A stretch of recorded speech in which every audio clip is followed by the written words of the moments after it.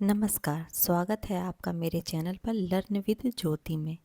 मेरे चैनल की टैगलाइन है याद करो पास करो। हम यहाँ कॉम्पिटिटिव परीक्षा की तैयारी को और भी आसान बनाने वाले हैं। हर टॉपिक को हम बार बार दोहराएंगे ताकि वह आपके दिमाग में एक एक शब्द को अच्छे से बैठा सकें। तो चलिए शुरू करते हैं आज का टॉपिक। वैदिक युग सैंधव सभ्यता को हम लोग याद कर चुके हैं। अब हम याद करेंगे वैदिक युग को। वैदिक शब्द संस्कृत की विद धातु से बना है जिसका अर्थ होता है नॉलेज। वैदिक शब्द संस्कृत की विद धातु से बना है जिसका अर्थ होता है नॉलेज।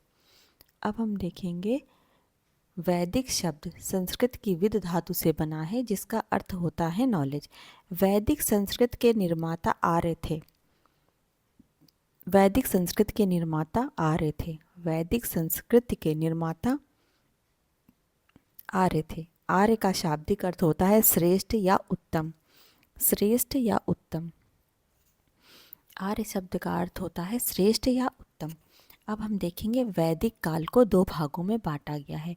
वैदिक काल का समय सीमा क्या है? वैदिक काल की 1500 बीसी से 600 बीसी तक। 1500 बीसी से 600 बीसी तक वैदिक काल की समय सीमा है। 1500 बीसी से 600 बीसी तक। अब वैदिक काल को दो भागों में बांटा गया है। वैदिक काल को दो भागों में बांटा गया है। ऋग्वैदिक काल 1500 से 1000 बीसी। 1500 से 1000 बीसी ऋग्वैदिक काल को बांटा गया है 1500 से 1000 बीसी के बीच में। अब देखेंगे उत्तर वैदिक युग को बांटा गया है। उत्तर वैदिक युग को बांटा गया है 1000 बीसी से 600 बीसी तक। उत्तर वैदिक युग को बांटा गया है 1000 बीसी से 600 बीसी तक। उत्तर वैदिक युग को बांटा गया है 1000 बीसी से 600 बीसी तक। 600 बीसी तक सैंधव सभ्यता के पतन की उच्चतम सीमा। सैंधव सभ्यता के पतन की उच्च सीमा 1500 बीसी है। सैंधव सभ्यता के पतन की उच्च सीमा 1500 बीसी है। इसलिए ऋग्वैदिक काल का प्रारंभ 1500 बीसी को ही मानते हैं। इसलिए ऋग्वैदिक काल का प्रारंभ 1500 बीसी को ही मानते हैं। अब हम देखते हैं उत्तर वैदिक युग को 600 बीसी में। 600 बीसी में उत्तर वैदिक युग में जिसका समय काल है 1000 बीसी से 600 बीसी तक। अब देखेंगे 600 बीसी में उत्तर भारत में द्वितीय नगरीकरण प्रारंभ हुआ। द्वितीय नगरीकरण प्रारंभ हुआ इसलिए इसकी उच्च सीमा 600 बीसी मानी गई है। इसलिए उत्तर वैदिक युग की उच्च सीमा 600 बीसी मानी गई है। इसलिए उत्तर वैदिक युग की सीमा 600 बीसी मानी गई है क्योंकि हम मानते हैं जो वैदिक काल है वो नगरीय सभ्यता नहीं थी। जब नगरीय सभ्यता के हमें साक्ष्य मिलते हैं तो इसका मतलब वैदिक सभ्यता अब खत्म हो चुकी थी। तो हमें 600 बीसी से द्वितीय नगरीकरण की प्रारंभ के साक्ष्य मिलते हैं। इसलिए हम वैदिक युग का अंत 600 बीसी को ही मानते हैं। 600 बीसी में द्वितीय नगरीकरण की स्थिति कहाँ थी? गंगा घाटी में हुआ।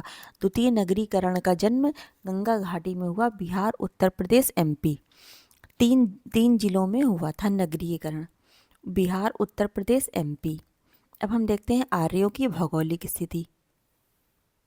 अब हम देखेंगे आर्यों की भौगोलिक स्थिति। वो कहाँ कहाँ आकर बसे और उन्होंने किस किस क्षेत्र में अपना विस्तार किया। अब हम देखेंगे आर्य सबसे पहले आके कहाँ बसे थे? सप्त सैंधव प्रदेश में। सप्त सैंधव प्रदेश किसको कहते हैं? ऋग्वैदिक आर्य सर्वप्रथम सप्त सैंधव नदियों द्वारा सिंचित प्रदेश में बसे। 7 नदियों द्वारा सिंचित प्रदेश में बसे। सप्त सैंधव प्रदेश। सप्त सैंधव प्रदेश मतलब होता है 7 नदियों का प्रदेश। 7 नदियों का प्रदेश। ऋग्वैदिक आर्य सर्वप्रथम 7 नदियों द्वारा सिंचित प्रदेश में आकर बसे। सिंधु नदी के किनारे, पुराने जमाने का भी नाम सिंधु था। सतलज सतुद्री कहते थे। सतलज को सतुद्री कहते थे। सतलज को क्या कहते थे? सतुद्री नदी के किनारे। सरस्वती को घग्गर नदी। सरस्वती को घग्गर नदी। रावी को परुष्णी कहते थे। रावी को ऋग्वैदिक काल में परुष्णी नदी कहते थे। व्यास को विपाशा नदी कहते थे, व्यास को विपाशा नदी कहते थे, व्यास को विपाशा नदी कहते थे। चेनाब को अस्कनी कहते थे, चेनाब को अस्कनी कहते थे। झेलम को वितस्तता कहते थे, वितस्तता, झेलम को वितस्तता कहते थे, वितस्तता, वितस्तता, झेलम को वितस्तता कहते थे।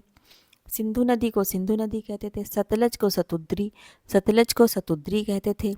सरस्वती को घग्घर, सरस्वती को घग्घर नदी कहते थे, सरस्वती को घग्घर नदी कहते थे। रावी को परुष्णी कहते थे, रावी को परुष्णी कहते थे, रावी को परुष्णी नदी कहते थे, रावी को परुष्णी नदी कहते थे। व्यास को विपाशा कहते थे, व्यास को विपाशा कहते थे, व्यास को विपाशा कहते थे। चिनाब को अस्कनी कहते थे, चिनाब को अश्कनी कहते थे, चिनाब को अश्कनी कहते थे, चिनाब नदी को अश्कनी कहते थे। झेलम को वितस्ता कहते थे, झेलम को वितस्तता कहते थे। ब्रह्मावर्त प्रदेश, अब हम देखेंगे ब्रह्मावर्त प्रदेश।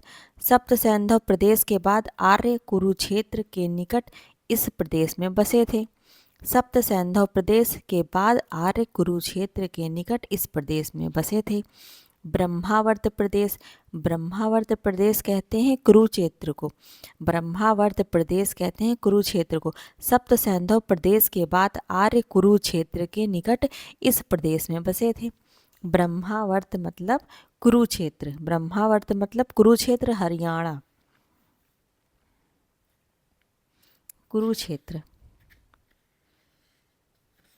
सप्त सैंधव प्रदेश के बाद आर्य कुरुक्षेत्र में आकर ब्रह्मावर्त, सप्त सैंधव प्रदेश के बाद ब्रह्मावर्त प्रदेश, सप्त सैंधव प्रदेश के बाद आर्य कुरुक्षेत्र के निकट इस प्रदेश में बसे थे, इसे ब्रह्मावर्त कहते थे।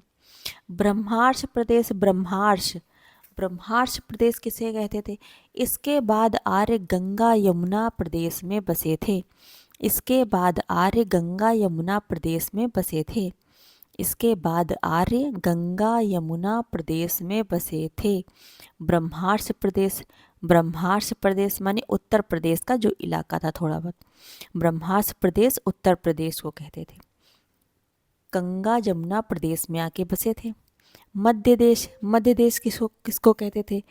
ये अब आगे बढ़े और मध्य देश में आके बचे हिमालय और विंध्याचल का संपूर्ण क्षेत्र, हिमालय और विंध्याचल का संपूर्ण क्षेत्र मध्य देश में आता था। मध्य देश यानी भारत के बीचों बीच, मध्य देश भारत के बीचों बीच, हिमालय और विंध्याचल का संपूर्ण क्षेत्र, हिमालय और विंध्याचल का संपूर्ण क्षेत्र इसमें आता था।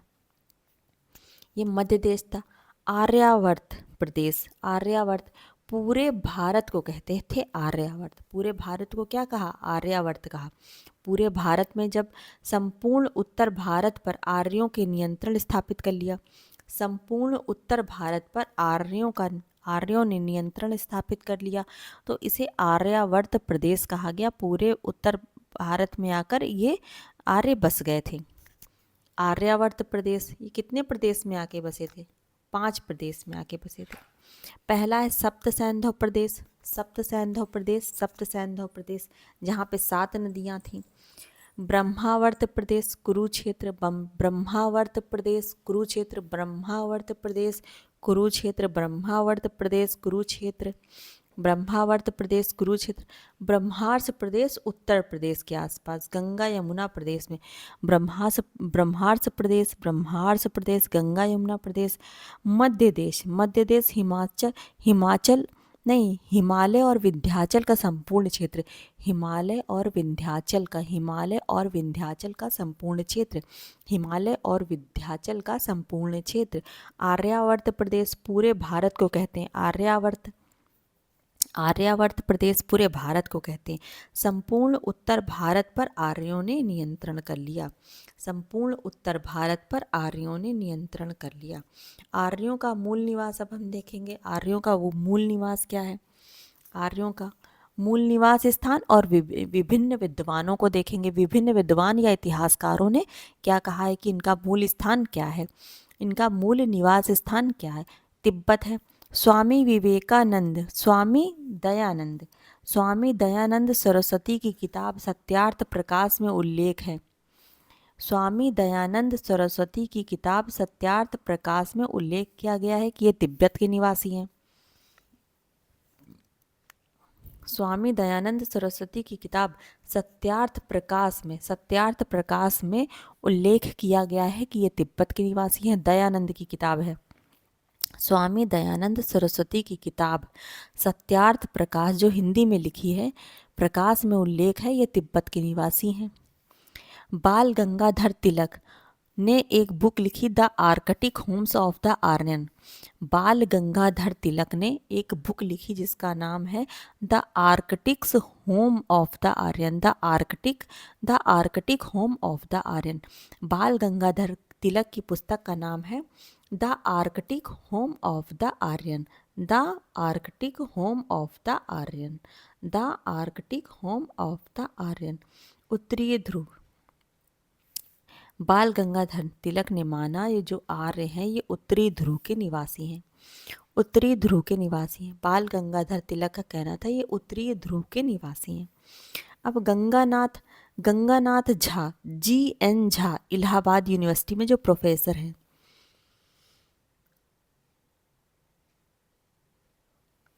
गंगानाथ झा, GN झा, इलाहाबाद यूनिवर्सिटी में प्रोफेसर है। इन्होंने माना यह ब्रह्म ऋषि प्रदेश के हैं। ब्रह्म ऋषि प्रदेश के, ब्रह्म ऋषि।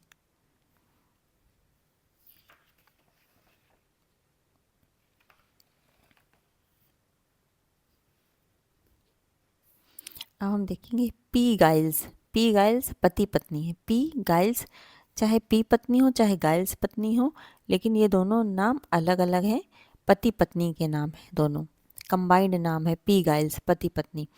इन्होंने माना कि आर्य डैन्यूब प्रदेश के निवासी हैं। इन्होंने माना कि आर्य डैन्यूब प्रदेश के निवासी हैं। इन्होंने माना कि आर्य डैन्यूब प्रदेश के निवासी हैं। हार्ट एवं पेंका ने, ये भी पति पत्नी, हार्ट एवं पेंका ने माना ये जर्मनी प्रदेश के निवासी हैं। जर्मनी प्रदेश के निवासी हैं। हार्ट एवं पेंका ने माना ये जर्मनी प्रदेश के निवासी हैं। जर्मनी प्रदेश के निवासी हैं। मैक्स मूलर ने इनका निवास स्थान बैक्ट्रिया, मध्य एशिया में अफगानिस्तान बताया। मध्य एशिया में अफगानिस्तान बताया। मैक्स मूलर ने इनका निवास स्थान बैक्ट्रिया मैक्स मूलर ने इनका निवास स्थान बैक्ट्रिया बताया। मैक्स मूलर ने इनका निवास स्थान बैक्ट्रिया बताया। मध्य देश में अफगानिस्तान बताया। मध्य देश का अफगानिस्तान बताया। वैदिक युगीन नदियाँ। अब हम वैदिक युगीन नदियों के बारे में पढ़ेंगे, अर्थात याद करेंगे। वैदिक युगीन नदियाँ।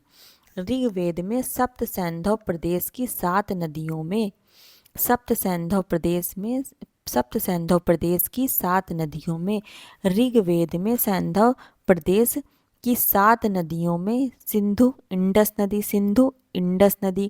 सरस्वती घग्गर नदी, सतुद्री सतलज नदी, विपासा व्यास नदी,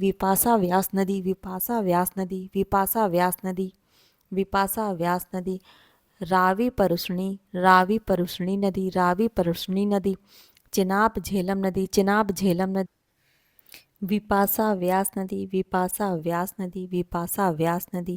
विपासा व्यास नदी, रावी परुष्णी नदी, चिनाब झेलम, चिनाब को झेलम नदी को पहले चिनाब कहते थे। चिनाब नदी, चिनाब झेलम,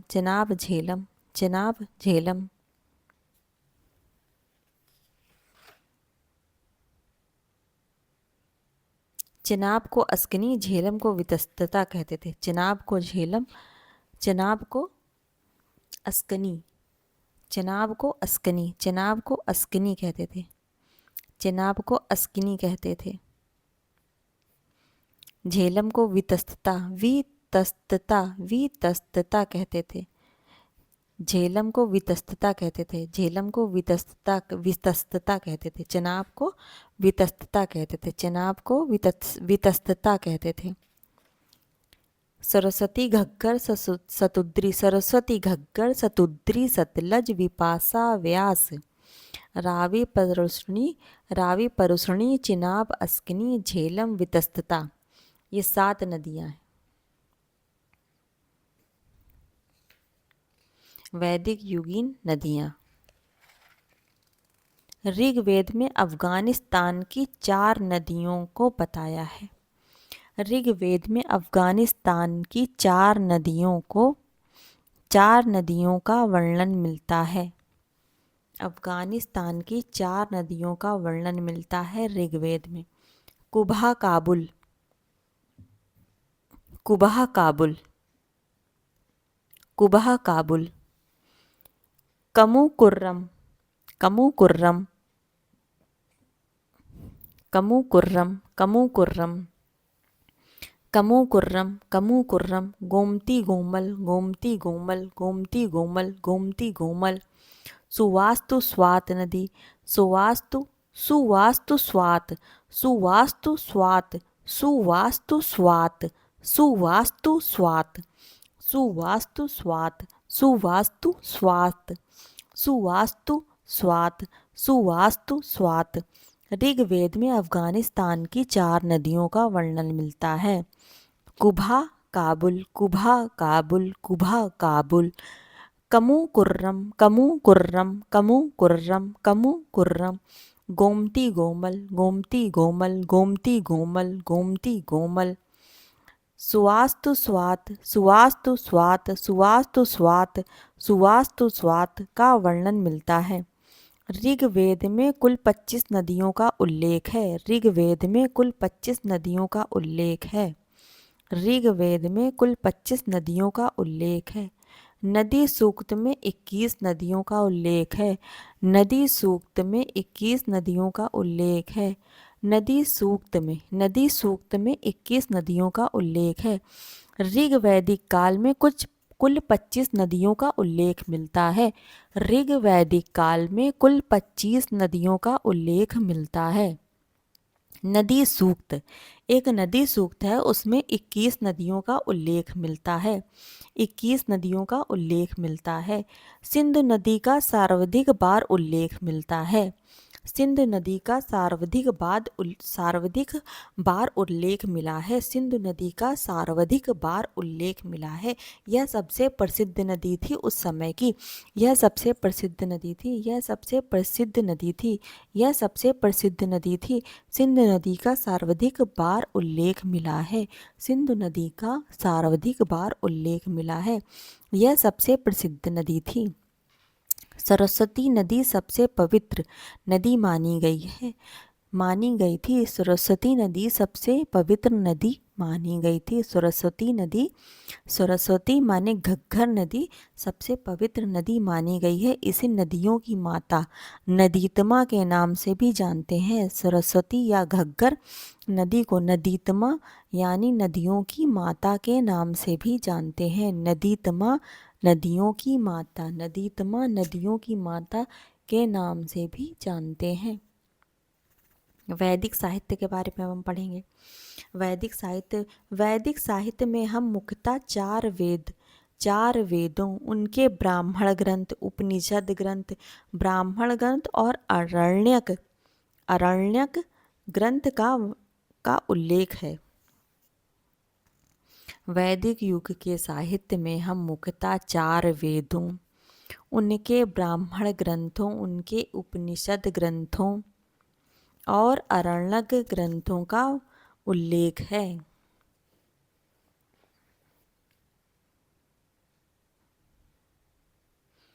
ऋग्वेद, सामवेद, यजुर्वेद और वेद त्रयी में शामिल किया है।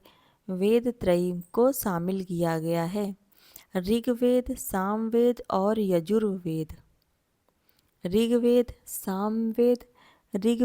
सामवेद और यजुर्वेद को वेद त्रयी में शामिल किया गया है। वेद त्रयी में शामिल किया गया है। इसमें अथर्ववेद शामिल नहीं है। ऋग्वेद, सामवेद, यजुर्वेद को वेद त्रयी में शामिल किया गया है। वेद त्रयी में शामिल किया गया है। इसमें अथर्ववेद शामिल नहीं है। इसमें अथर्ववेद शामिल नहीं है क्योंकि इसमें लौकिक विषयों या जादू टोने और औषधि का वर्णन है। क्योंकि अथर्ववेद को इसलिए शामिल नहीं किया गया है क्योंकि इसमें लौकिक विषयों या जादू टोने या औषधि का वर्णन मिलता है, और औषधि का वर्णन मिलता है अथर्ववेद में। औषधि का वर्णन मिलता है आ से अथर्व, आ से औषधि का वर्णन मिलता है। ऋग्वेद, सामवेद और यजुर्वेद को वेद त्रयी कहते हैं। इसमें यज्ञीय विधि विधानों का उल्लेख है। इसमें यज्ञीय विधि विधानों का उल्लेख है। वेद त्रयी में वेद त्रयी में यज्ञीय विधि विधानों का उल्लेख है। अथर्ववेद में जादू टोने का उल्लेख है। अथर्ववेद में जादू टोने का उल्लेख है। अथर्ववेद में जादू टोने का उल्लेख है। अथर्ववेद में जादू टोने का उल्लेख है।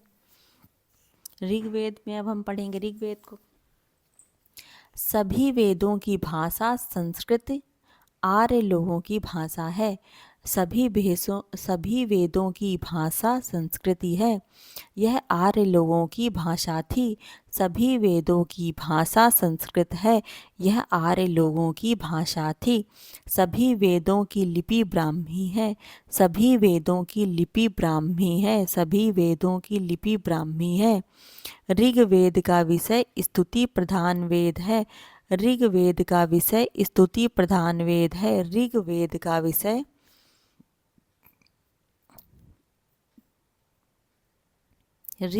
का विषय स्तुति प्रधान वेद है।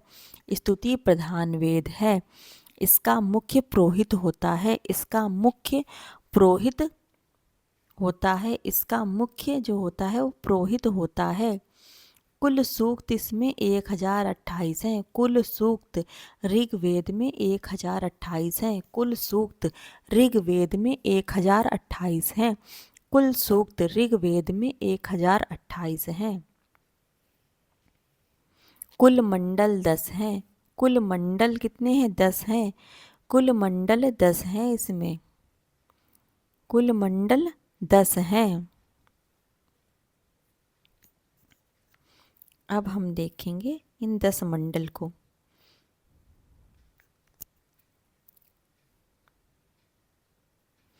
पुरोहित। अब हम देखेंगे ये जो 10 मंडल हैं, ये जिन जिन ऋषियों ने लिखे हैं उनके नाम को हम लोग देखेंगे। कुल मंडल 10 हैं। अब इसमें से जो 10 मंडल जिन जिन ऋषियों ने लिखे गए हैं उनको हम लोग देखेंगे। पहला मंडल लिखा है अंगिरा ऋषि ने। पहला मंडल लिखा है अंगिरा ऋषि ने। इसके पुरोहित कौन है? पहले मंडल के पुरोहित हैं अंगिरा ऋषि। पहले मंडल के पुरोहित हैं अंगिरा ऋषि। दूसरे मंडल के पुरोहित हैं गृहत्समद। गृहत्समद। दूसरे मंडल के पुरोहित हैं गृहत्समद। गृहत्समद। दूसरे मंडल के पुरोहित हैं गृहत्समद। तीसरे मंडल के पुरोहित हैं विश्वामित्र। तीसरे मंडल के पुरोहित हैं विश्वामित्र। तीसरे मंडल के पुरोहित हैं विश्वामित्र। तीसरे मंडल के पुरोहित हैं विश्वामित्र। चौथे मंडल के पुरोहित हैं वामदेव। चौथे मंडल के पुरोहित हैं वामदेव। चौथे मंडल के पुरोहित हैं वामदेव। चौथे मंडल के पुरोहित हैं वामदेव। पांचवें मंडल के पुरोहित हैं अति। पांचवें मंडल के पुरोहित हैं अति। छठवें मंडल के पुरोहित हैं भरद्वाज। छठवें मंडल के पुरोहित हैं भरद्वाज। छठवें मंडल के पुरोहित हैं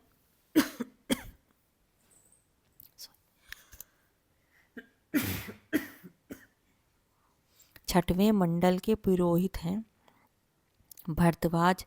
छठवें मंडल के पुरोहित हैं, जो पुरोहित हैं वो भरद्वाज ऋषि हैं। छठवें मंडल के पुरोहित हैं भरद्वाज ऋषि। छठवें मंडल के पुरोहित हैं भरद्वाज ऋषि। अब हम फिर से देख लेंगे। अंगिरा ऋषि पहले मंडल के पुरोहित हैं। पहले मंडल के पुरोहित हैं अंगिरा ऋषि। पहले मंडल के पुरोहित हैं अंगिरा ऋषि, दूसरे मंडल के पुरोहित हैं गृहस्थमद, दूसरे मंडल के पुरोहित हैं गृहस्थमद, तीसरे मंडल के पुरोहित हैं विश्वामित्र, तीसरे मंडल के पुरोहित हैं विश्वामित्र, तीसरे मंडल के पुरोहित हैं विश्वामित्र हैं, चौथे मंडल के पुरोहित हैं वामदेव। आप लोग इसको याद करते जाइएगा। चौथे मंडल के पुरोहित हैं वामदेव, चौथे मंडल के पुरोहित हैं वामदेव, पांचवें मंडल के पुरोहित हैं अति, पांचवें मंडल के पुरोहित हैं अति, पांचवें मंडल के पुरोहित हैं अति, छठे मंडल के पुरोहित हैं भारद्वाज ऋषि, भारद्वाज ऋषि। अब हम देखेंगे 2 से जो 7 तक मंडल हैं, 2 से जो 7 तक मंडल हैं वो देवताओं की वंशावलियाँ हैं, वह देवताओं की वंशावलियाँ हैं। इसे वंश मंडल भी कहते हैं। 2 से 7 तक मंडल में देवताओं की वंशावलियाँ हैं, इसे वंश मंडल भी कहते हैं। 7वें हैं वशिष्ठ ऋषि, 7वें मंडल के पुरोहित हैं वशिष्ठ ऋषि, 7वें मंडल के पुरोहित हैं वशिष्ठ ऋषि, 7वें मंडल के पुरोहित हैं वशिष्ठ ऋषि। 7वें मंडल में ही दशराज के युद्ध का उल्लेख है, दशराज के युद्ध का उल्लेख है। विशिष्ट ऋषि 7वें मंडल के पुरोहित हैं, विशिष्ट ऋषि 7वें मंडल के पुरोहित हैं विशिष्ट ऋषि। यही 7वें मंडल में ही दशराज युद्ध का उल्लेख है, दशराज युद्ध का उल्लेख है। 7वें मंडल में भारत के पहला युद्ध हुआ है। यहाँ पे 7वें मंडल में जो दशराज का युद्ध है वो पहला युद्ध है, जिसे बैटल ऑफ 10 किंग्स भी कहते हैं, बैटल ऑफ 10 किंग्स भी कहते हैं, बैटल ऑफ 10 किंग्स भी कहते हैं। अब हम देखेंगे 8वां मंडल, 8वां मंडल लिखा है कण्व ऋषि ने, 8वां मंडल लिखा है कण्व ऋषि। 8वें मंडल के पुरोहित कौन है? कर्ण ऋषि हैं। 8वें मंडल के पुरोहित हैं कण्व ऋषि, 8वें मंडल के पुरोहित हैं कण्व ऋषि। 9वां मंडल के पुरोहित हैं पवमान, 9 मंडल के पुरोहित हैं पवमान, 9 मंडल के पुरोहित हैं पवमान, पवमान ऋषि। 10वें मंडल के महासूक्त, 10वें मंडल के महासूक्त पुरोहित कौन है? महासूक्त, महासूक्त 10वें मंडल के पुरोहित हैं महासूक्त। अब हम देखेंगे ये जो भारत का पहला युद्ध हुआ था ये किस नदी के किनारे हुआ था, जिसे दशराज का युद्ध या बैटल ऑफ 10 किंग्स भी कहते हैं। भारत का पहला युद्ध परुष्णी नदी के किनारे हुआ, परुष्णी नदी के किनारे हुआ था। भारत का पहला युद्ध जिसे दशराज का युद्ध भी कहते हैं, परुष्णी नदी के किनारे हुआ था, परुष्णी नदी के किनारे हुआ था। इसमें राजा सुदास जीते थे और विश्वामित्र हारे थे, इसमें राजा सुदास जीते थे और विश्वामित्र हारे थे। विश्वामित्र के साथ 10 कबीले भी थे, विश्वामित्र के साथ 10 कबीले भी थे, विश्वामित्र के साथ 10 कबीले भी थे, जिसमें कबीले हैं, पहला कबीला है पुरु का। विश्वामित्र के साथ 10 कबीले भी थे। अब उन 10 कबीलों के नाम है, पहला कबीला है पुरु का कबीला, पुरु। पहला कबीला कौन सा है? पुरु। पहला कबीला है पुरु। पहला कबीला कौन सा है? पुरु। विश्वामित्र के साथ पहला कबीला था पुरु। विश्वामित्र के साथ दूसरा कबीला था अनु, अनु, अनु, अनु कबीला था, अनु। विश्वामित्र हार गए थे लेकिन उनके साथ 10 कबीले थे, उनके नाम हम लोग याद कर रहे हैं।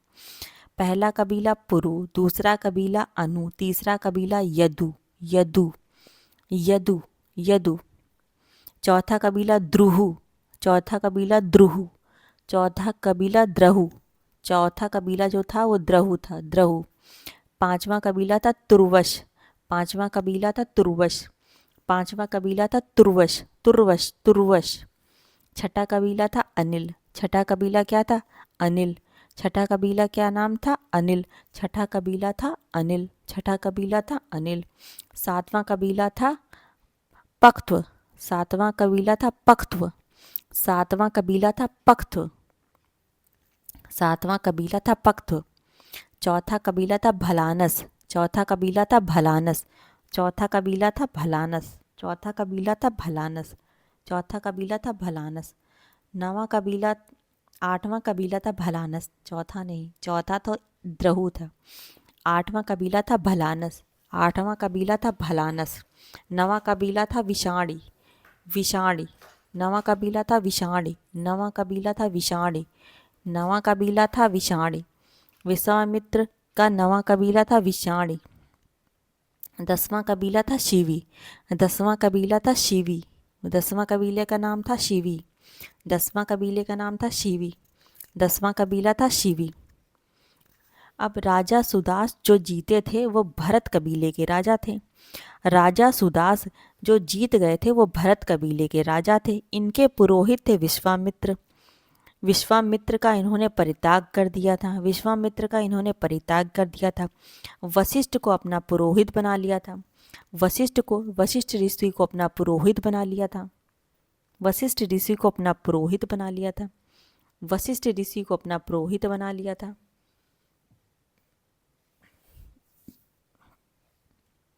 वशिष्ठ ऋषि को अपना पुरोहित बना लिया था।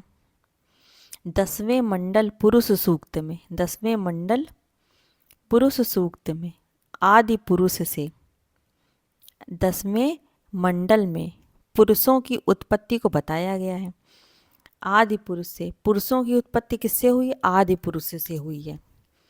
जो हम उत्पत्ति है हमारी, इंसान की उत्पत्ति है, वो आदि पुरुष से हुई है। 10वें मंडल में बताया गया है, 10वें मंडल के पुरुष सूक्त से में बताया गया है, 10वें मंडल के पुरुष सूक्त में बताया गया है कि जो मनुष्यों की उत्पत्ति है वो आदि पुरुष से हुई है। मनुष्यों की उत्पत्ति कैसे हुई है? उत्पत्ति, मनुष्यों की उत्पत्ति आदि पुरुष से हुई है, मनुष्यों की उत्पत्ति आदि पुरुष से हुई है, मनुष्यों की उत्पत्ति आदि पुरुष से हुई है, मनुष्यों की उत्पत्ति आदि पुरुष से हुई है।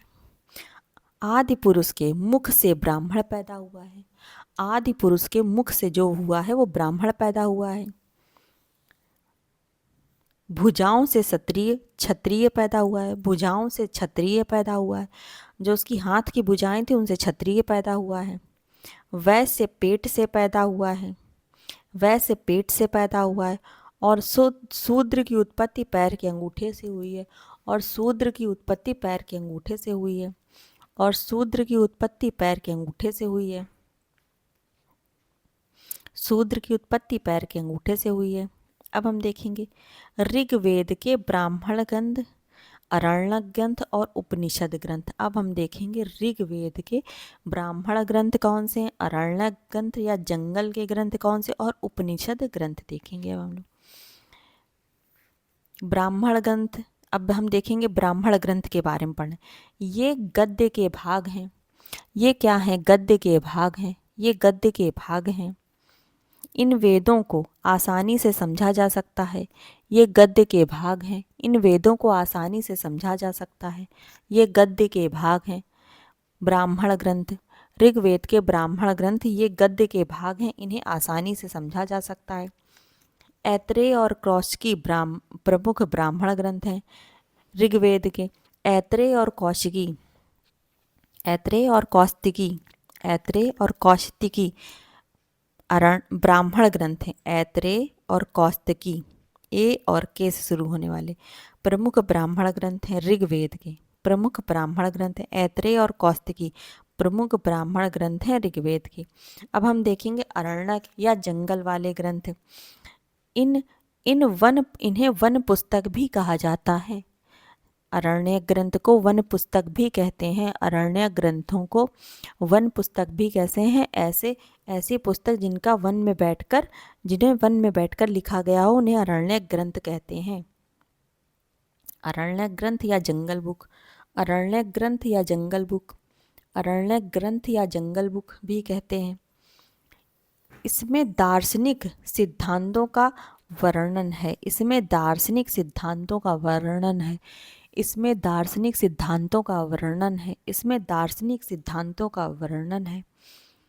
ऐत्रेय और कौशिकी इस वेद के अरण्य ग्रंथ हैं, ऐत्रेय और कौशिकी इस वेद के अरण्य ग्रंथ हैं। ऐत्रेय और कौस्तिकी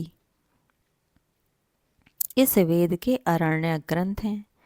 ऐत्रेय और कौस्तिकी इस वेद के ऋग्वेद के अरण्य ग्रंथ हैं। उपनिषद ग्रंथ देखेंगे अब क्या होते हैं। उपनिषद ग्रंथ उपनिषद का अर्थ है समीप बैठना। उपनिषद का अर्थ है समीप बैठना। कुल उपनिषद 108 हैं। ऋग्वेद के कुल उपनिषद 108 हैं। उपनिषद का अर्थ होता है समीप बैठना। उपनिषद का अर्थ होता है समीप बैठना। कुल उपनिषद 108 हैं। कुल उपनिषद 108 हैं। उपनिषदों का वेदांत कहाँ है? उपनिषदों को वेदांत कहा गया है। उपनिषदों को वेदांत कहा गया है। उपनिषदों को वेदांत कहा गया है। ऐत्रेय और कौस्तिकी 2 उपनिषद हैं। दार्शनिक बातें, इसमें दार्शनिक बातें ब्रह्म और आत्मा के सहयोग की बात की गई है। इसमें दार्शनिक बातें ब्रह्म और आत्मा के सहयोग की बात की गई है। ऐत्रेय के लेखक महिदास मुनि हैं। ऐत्रेय के लेखक महिदास मुनि हैं। ऐत्रेय के लेखक महिदास मुनि हैं। ऐत्रेय के जो लेखक हैं वो महिदास मुनि हैं। ऐत्रेय के जो लेखक हैं वो महिदास मुनि हैं।